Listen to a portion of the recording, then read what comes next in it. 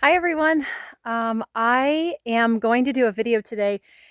I know I look awful, so my apologies, but I have been working nonstop for 3 days on my dog enclosure, and I think I have something that is going to work now. So I wanted to take you through it and just show you what I have done because if you don't already know from watching my videos, I have two Anatolian shepherds, and they are just under 2 years old. They'll be 2 in October, and it's September 1st today. So they're about 6 weeks from being 2 years old.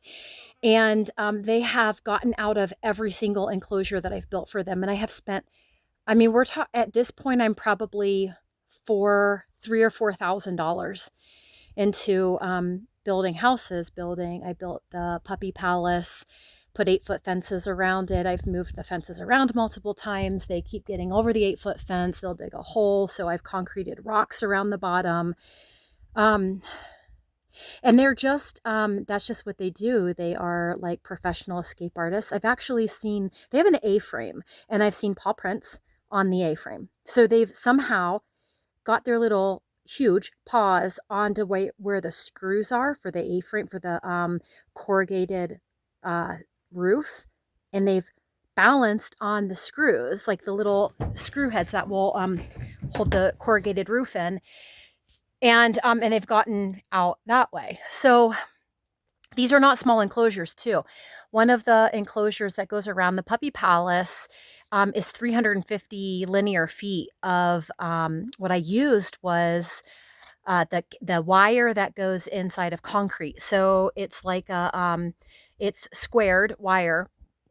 And this is what they do. Bjork, the larger of the two dogs, will bite on one of the cross members and pull it back until he like breaks the weld. So I have a solution, I think, and we're going to test it because I am going to be leaving them in here tonight. So the whole reason that I have to come up with like Anatolian shepherd proof, like escape artist proof fencing is because my work schedule is changing, and I'm going from where I was working like 2 days on, 2 days off, 2 days on, 4 days off, that kind of schedule, where I'm going to be working 10 days on, 20 days off. So everything is set up on my homestead to where the animals can be provided with. They have auto feeding systems, auto water systems, and they have very large enclosures so they can hang out. And then I have people that come and check on them. But what I don't want to do is have these people that come and check on them be responsible for having to like build fencing or rally my dogs and bring them back in, and like I don't want that. I just want they like feel like they come to the petting zoo, and so I want it to be that I want to be able to handle all of this stuff myself and be responsible for my animals. So I'm gonna walk through real quick what their enclosure. I've got everything except one panel up, and then I'm gonna show you. I'm gonna do a video of me installing the panel. So you can see it, and I'm not going to edit this, so it is just going to be I'll get down off the ladder and stop the video when I'm finished, but clearly I'm not it's been humid in Arizona, which is god awful because it's so hot here still. It's like, I think just today it's going to be in the upper 80s, but yesterday it was like 96. And when you're in northern Arizona and it's 96, but we've had the monsoons, and so I was down in Phoenix 2 days ago. And it was like I was at Tractor Supply getting more of these cattle panels. And I was just, my whole outfit that I was wearing was soaking. I was wearing a dress. It was soaking wet. I was like, man, I haven't sweat like this since I was in Puerto Rico. It's the last time I sweated like that, where I was just soaking wet. I think my skin is probably loving it, but this, like, sweating like this is not a normal thing for me. So sorry you have to see me this way. But okay, let me switch the camera around and what I still need to do. So here's the door. I concreted this in yesterday, and so that's why that that wood panel is still up there. But what I'm going to do is cut. I don't know if you can see, you should be able to see the wire. And the wire is wrapped from my future house. So my future house is right there. And this is the front facing northeast. And so what I've done is I've put a 10-foot T-post. So let's go under this. So this is going to be the area that they are in. And then I've actually, you can see here where, because it's just so warm here, they love to be under. Oh, hi, buddy. Oh, no, that's a water pipe. You need to not be wrapped around the water pipe. Yeah. Hey, Ponchik, you're wrapped tight around the water pipe. All right, I'll have to fix him. And then, of course, there's Bjork. But you can see under here how I've taken that fencing. I don't know if you can zoom in it. You can see where I've taken that fencing and I've put it all the way around on the outside here. And then I have this 10-foot T-post here. And then what I've done is I have, these are feet long by 44, I believe they're 44 inches tall, pieces of cattle panel. They're 16 gauge, so they go to the ground here. This one's actually dug about a foot into the ground because of the slope. And then I put another post there. I do them like a little bit of a curvature, you can see, because what I do is I stand the cattle panel up on its own, and then I leave it in the position that it naturally is standing up, because that's where I feel like it's most strong. So on these two panels, you'll see here where I zip tied them, and so these are just plastic zip ties. They will be destroyed in the summer sun here. Well, even the winter sun is so powerful. So I'm gonna go get aluminum zip ties, and I'm gonna re-zip tie these. I just didn't want to spend the money on the aluminum zip ties if my idea wasn't gonna work, but I think it will because it is 10 feet tall. And like, this is my hand, and I'm like I'm 5'4", and so this is, I think this is gonna be really nice. So eventually my deck is gonna come out to here. You know, and so what I'll do is I'll just change this around a little bit, but you can see where I've taken the fence. Let me get I've taken the fence and I've attached it to the outside of the floorboard there, and then down into the ground. So they'll be able to go under there for some shade. And then, and here's my beautiful magnolia that everyone said won't survive in Arizona, but it does. Okay, so anyway, so I've got, these are just like, where one panel ends, the other begins. And then when I got to here, I had to go around this tree. You can see where I took a bunch of these limbs off, but I had to go around this tree. And when I did that, I started coming down a little bit on this panel. And when I did that, ouch, and I got over to the other side, I was like, oh, you know what? Actually, it is way stronger when I have an overlap. So I overlapped the rest of this, and I still feel like it's tall enough that they shouldn't be able to get out of. And then it goes over to where my door is. And then my door is down here. I'm just going to use one of these doors that I made out of pallets before, and then I'm gonna end up cutting the panel out of that. So I think this is going to be.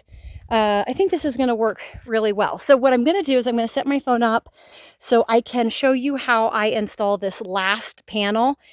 I've gotten pretty good at, because they're heavy. I don't know how heavy they are, but it takes, I mean, one person can move them, but these are 16 gauge, 16 feet long, 44 inch tall. And you can see how 16 gauge panels are, they're really heavy duty. So, all right, so I'll watch how I do it.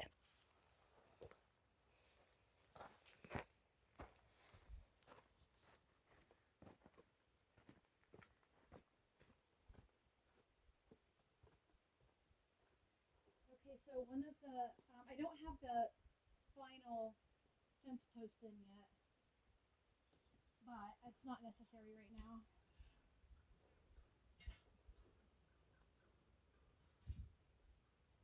what I've been doing is cleaning them up like this.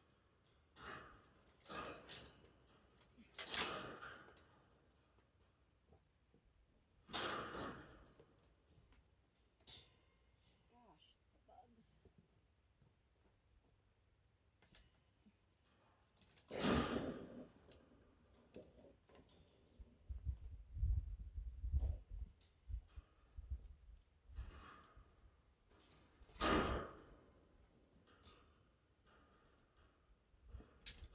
So I'm just taking the zip ties and I'm loosely putting one zip tie every couple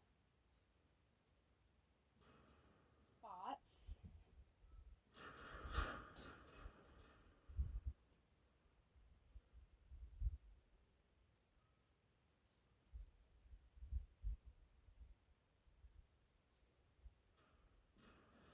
Because you'll see, I did not do it this way the first time. The first time I actually lifted the whole thing and put it up. I think I made it way more difficult on myself than I should have. But okay, so as long as I get a couple of them on, then what I've been doing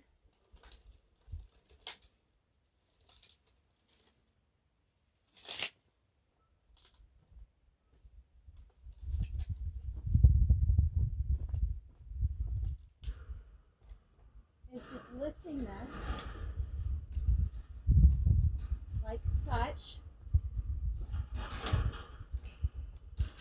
And they're just loose, but at least now I can pinch it together.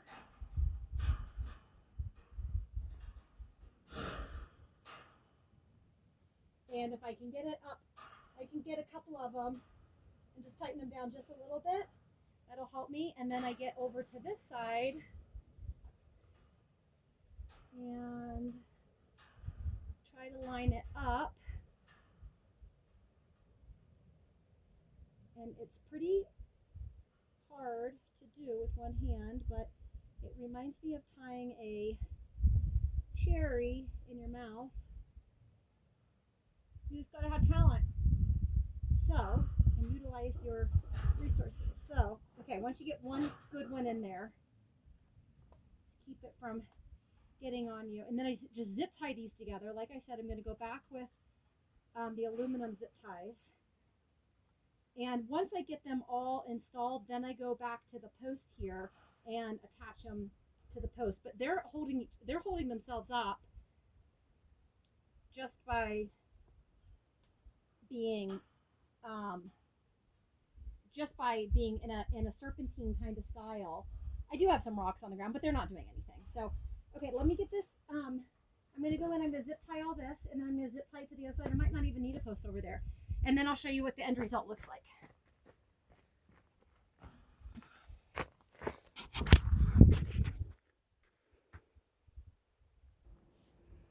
Okay, so everything is zip tied in place. And I'm not going to put that last post in. There's really no reason to. It's secure pretty good going up. They're not going to break through that. So I think this will be a nice space for them out here, plus the space underneath the house that they can hang out in. And that'll be a nice reprieve from the heat. I just have to finish that last piece under there, and this will be a nice space for them. So let me know what you think. I'll definitely, if this works or not, if they get out of this, I just don't know what to do. Literally, this is, I think, the 4th enclosure, maybe 5th enclosure that I've built for them. So we'll see. But I have to either keep them on a leash or, I mean, the thing is that I don't mind them roaming around my property. If they would just stay on my property, that would be one thing. But, you know, this is a ranch where there are, I have 40 acres here, but there's thousands of acres, and the cattle ranchers don't like it if their cattle is chased. And these guys don't chase the cattle. We're up on the mountain, so the cattle really aren't up here.